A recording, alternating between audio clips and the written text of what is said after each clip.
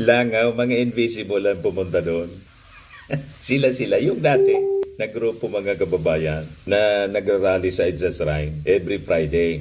Ngayon, nandun sila sa, sa Liwasang Bonifacio. So, hindi mag-20 yung participants. Ibig sabihin, yung panawagan mga kababayan sa GNC ni Chavit Singson, hindi man pinakinggan kasi yung nananawagan para mag-march sa laban sa korupsyon, hindi man po credible. Di ba? Nahirap po na manawagan ka laban sa korupsyon kung hindi ka man credible. Sabi sa mga naglitawan ngayon na balita, si Chavit Singson, yung kanyang pamilya, yumaman dahil po sa negosyo sa construction.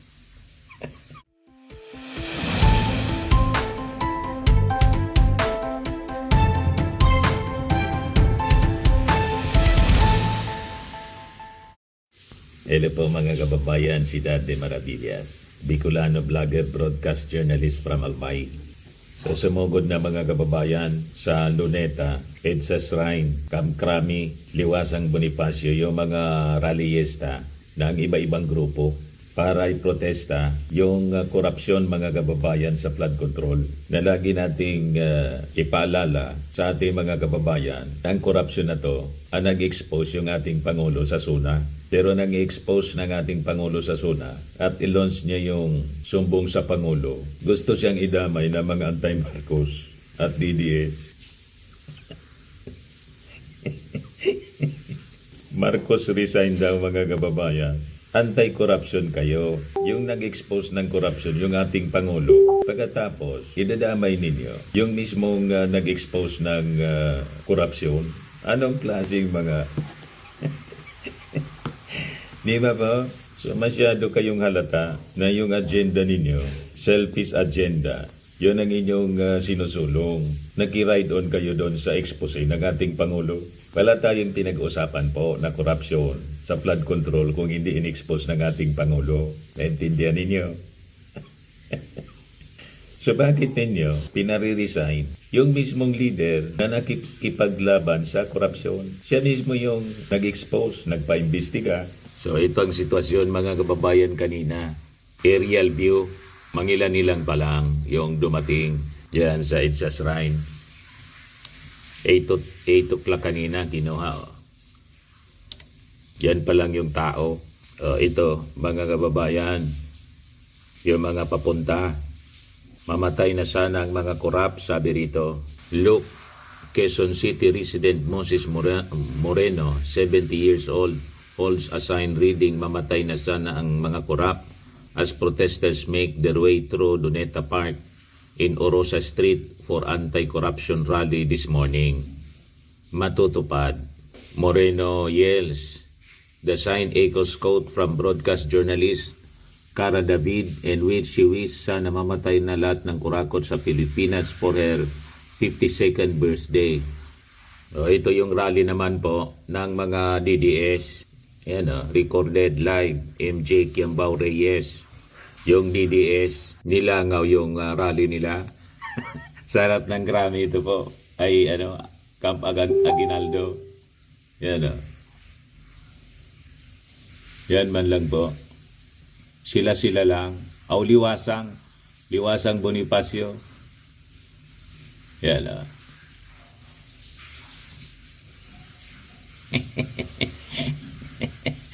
Sila lang ang nandoon, mga kababayan. Wala man tao. Mga naglalakad lang po. Linangaw. Kita ninyo? Ayan mga pulis na magme-maintain ng peace and order sa lugar. Sila man lang po. Hindi magkuhan ito. Hindi mag-20. Kita ninyo? Walang maniwala sa kanila. Wala man naniniwala sa kanila. Ano?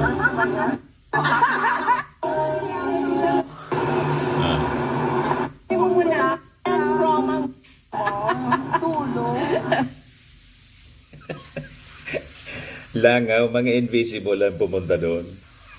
Sila yung dati na grupo mga kababayan na nagrarally sa Edsa Shrine every Friday. Ngayon, nandun sila sa, sa Liwasang Bonifacio. So, hindi mag-20 yung participants. Ibig sabihin, yung panawagan mga kababayan sa GNC ni Chavit Singson, hindi man pinakinggan kasi yung nananawagan para mag-march sa laban sa korupsyon, hindi man po credible. Di ba? Mahirap po na manawagan ka laban sa korupsyon kung hindi ka man credible. Sabi sa mga naglitawan ngayon na balita, si Chavit Singson, yung kanyang pamilya, yumaman dahil po sa negosyo sa construction. Yan ang balita ngayon po sa Rappler. Yan sabi dito, in Ilocos Sur, the Singsons are both officials and contractors. Rappler report po, September 19, 2025. Kaya, yung pa-presscon po ni Chavit Singson, sumabog sa kanyang pagmumukha. Naungkat yung yaman nila. Yung mga kumpanya niya at mga previous interviews na pinangangalandagan ni Chavit Singson yung yaman nila, biglang nag-viral ngayon na tulad ni Diskaya. Sumabog sa pagmumuka ni Chavit yung mga pinagsasabi niya. Mahirap po yung magturo talaga. Sabi nga ng mga matatanda, pag tinuro mong ganyan, alalahanin mo niya na pag nagturo ka ng ibang nakaturo sa iyong sarili, 3 daliri. O diba? Yun ang nangyari kay Chavit. Yun sabi, inamin niya to. Satrap Construction, whose majority owners are Chavit's daughter and son-in-law, has had more than 2 billion in infrastructure projects in Ilocos Sur in the past decade. The family of Ilocano Kingpin and former Ilocos Sur Governor Luis Chavit Singson has ruled the province for more than 50 years. And in at least the last decade, they were also active construction contractors through the family company, Satrap Construction. Sabi ni Chavit mismo, inaamin ko sa amin yan, tatay ko engineer contractor. Bata pa ako, sumasama na ako, timekeeper. Dugo at pawis ang ginagamit namin dyan. Negosyo ng pamilya ko yan. Pero pa-inspect yun lahat ng project ng Satrap. Pag meron katiwalian, magpapakulong ako. In the last 9 years, from 2016 to 2025, Satrap cornered 2.1 billion pesos worth of infrastructure projects located in Ilocos Sur, according to data from the Department of Public Works and Highways. These are DPWH awarded contracts nationwide from 2016 to 2025. Satrap cornered a total of 2.7 billion worth. Most of its projects were really in Ilocos Sur. Satrap, read backwards, is Partas, the name of Chavit's bus line. On the website of his LCS group of companies, the declared company is the Satrap Mining Corporation, headed by another son, Randy Singson, who is the current mayor of Vigan City, Ilocos Sur.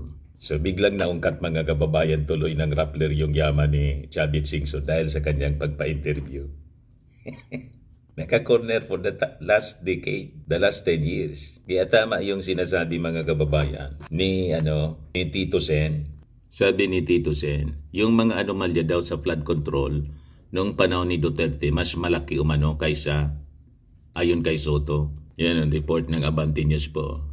Flood control probe tatawid sa Duterte admin, sabi ni Tito Sen. Isiniwalat ni Senate President Vicente Tito Soto III na sisiyasatin din ng Senate Blue Ribbon Committee ang mga flood control projects noong administrasyon ni dating Pangulong Rodrigo Duterte. Sabi niya, ang catalyst dito yung nabuko sa Marcos administration. Ang nangyari tuloy, when you look back, paglingon mo mas matindi pala at doon pala nagsimula ang malaki doon sa 2016 to 2022. Ito lang ang dahilan kung bakit nabuko at nabisto, sabi po ni Tito Sen sa interview nung Sabado, kahapon po. So, nag-gets na ninyo mga kababayan kung bakit ayaw pag-usapan noong si Marcoleta pa yung chairman ng Committee on Senate Blue Ribbon Committee. Ang gusto niya na pag-usapan lang 2022 onwards. Kasi kinocover nila yung 2016 to 2022 kasi mas malaki pala doon yung korupsyon.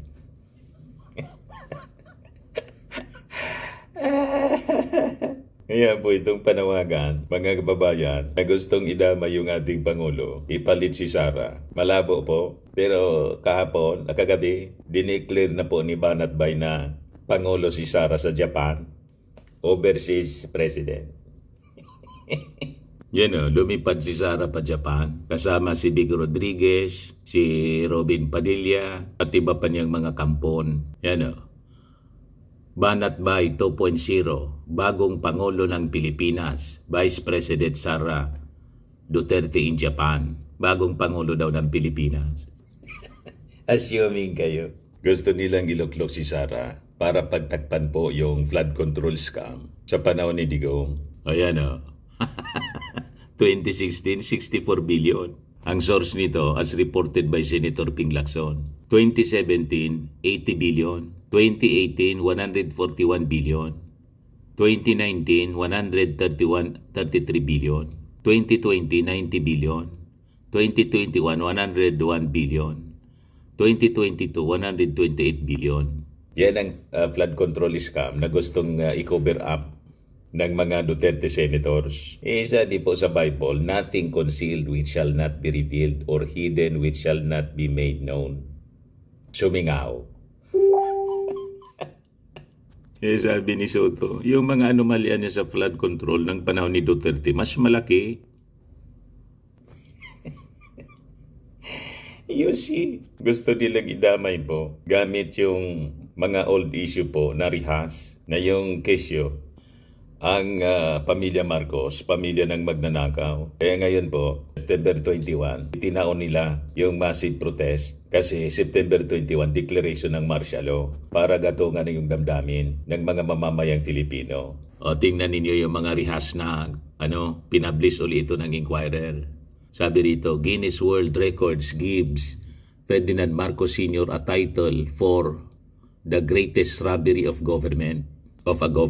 Yan Sabi dyan, the government of the Philippines announces on April 23, 1986 that it had succeeded in identifying $860.8 million salted away by the former President Ferdinand Idralin Marcos from kapanganakan, and his wife Imelda. Guinness World Record said in its website. Ayan greatest robbery of a government, published by Inquirer 2 hours ago. Ang ninakaw daw, 5 to 10 billion from November 1965. Yan niya, Mr. Maravillas, ang masasabi mo. Itong history, allegation ito, hindi po proven siya. And in fact, for the past, more than 30 years, ni isang kaso ang pagnanakaw po ng pamilya Marcos. Finailan po yung pamilya Marcos, 938 yata yon na mga kaso, ill-gotten wealth case. Wala man pong napatunayan. So anong ibig sabihin? Lahat ibinasura, local and foreign courts. Yung sa Amerika, yung mga Swiss accounts. Wala man pong napatunayan yung husgado. Yung mga kaso ng pamilya Marcos sa Sandigan Bayan, lahat po na pawalang lahat na basura. You see, maging si Soriano po, si Brother Eli Soriano, ang sabi ni Brother Eli, paano anya nangyari na nagnakaw yung Marcos? Ay yung kayamanan ng Marcos mas malaki pa sa budget ng Pilipinas. Based niya sa mga research, ang kayamanan ng Marcos mas malaki pa sa budget ng Pilipinas. So anong nanakawin? Pag ninakaw na, wala na, hindi na. Tigil na sa operation yung gobyerno. Tama naman po. Saan ka nakakita? Malaki pa sa budget. Yan si Eli Soriano, pakinggan natin yung porsyon ng sinabi niya. Sabi nga nung isang nag-aral, paano magiging magnanakaw si Marcos ng $2 billion? Samantalang ang budget ng Pilipinas, sa loob ng panahon ng kanyang panunungkulan, wala pang $1 billion. Kita ninyo? Wala pang 1 bilyon sa loob ng 20 years na kanyang panunungkulan. Pagkatapos, sasabihin ninyo, ang ninakaw, mali pa nga, hindi 2 bilyon yung sinasabi nila. 5 billion to 10 billion US dollars daw yung ninakaw. Paano mangyari yun? Nang budget ng Pilipinas, hindi pa 1 bilyon. Wala bang 1 billion dollars yung budget ng Pilipinas. So kung ninakaw, saan galing yung 5 to 10 billion? Saan galing yon? Di ba malinaw na hindi po sa Pilipinas galing sa budget ng gobyerno? Kasi yung budget ng gobyerno po, hindi pa 1 billion US dollars. Kaya po yung mga kayamanan na frinis, lahat binasura po, hindi na patunayan na yung yaman ng Marcos, ninakaw. O ngayon po, binabalikan nila yung history. Nang history, sabi ng mga matatalino po sa mundo, ang sabi sa mga quotation sa history, isa sa nagustuhan kong quotation and truthful about history mga kababayan. Ang history daw po is a set of lies agreed upon. Grabe ka naman Mr. Maravilla. Di ba? Ito yung It's a People Power. Set of lies agreed upon. Nagkasundo lang po sila. Na yun ang magiging history natin. Pero punong-puno ng kasinungalingan na yung It's a People Power. Gusto nilang ulitin ngayon. Using lies again. Na yung ating Pangulo, sangkot po sa flood control scam. Paano naging sangkot sa flood control scam? Bobo ba yung ating Pangulo? Na kung sangkot siya sa flood control scam, siya yung magpapaimbestiga. Imbestigahan niya yung sarili niya. O di sasabog yan sa pagmumuka niya. Di ba po? Yung sabi dito sa post ni Clarita Carlos, we voted a leader with a big majority for 6 years but some want to oust him every 2 weeks. Bakit? Siya po ang unang majority president. Siya pa lang ang nakakuha ng ganyan na boto after Marcos Sr. Si Marcos Sr. majority president din yon. Ang sumunod na majority president, si Marcos Jr. Isisaraan niya Mr. Maravillas, mas marami yung boto, di ba? Tama po, 32 millions. 31 million po yung ating Pangulo plus 32 million yung kay Sara. Ngayon po, 32 million na lang. Kasi nga po, yung 32 million po, 31 million noon, Marcos supporters, kaya siya nag-32 million. Ngayon, 32 million na sana. 32 millions. So ito po, yung 32 million niya, nasa liwasan. Tulog, joke lang. Paano mo may tanggalin kung mga ID? Hindi nga mag-32 million ito. Dapat managot. Managot. Pag wala ka noon pala. Pagkaibigan, pag Ikaw talaga niya, Mr. Maravillas. Yun lang naman yung tao doon. Baga madagdagan pa, mamaya. Pero kanina, yun lang naman, sila. Yung dati. Yung 32 millions, naging 32 million. Anyway, yun lang po ang ating third video. Hindi pa pala nadagdagan, yung mga minions ni Digong sa, ni Sara. Yan, 55 minutes ago, the ongoing Pro-Duterte rally being held at Gate 4 at Camp Aguinaldo organized by DDS-affiliated retired military officers.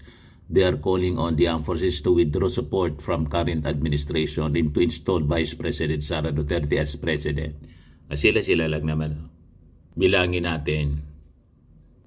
3, 1, 2, 3, 4, 5. May sa likod pa, 6. Ito mga pulis to na nagbabantay. Dati ito, nabilang na natin ito. Nabawasan pa nga pala yung 32 millions. 6 na lang.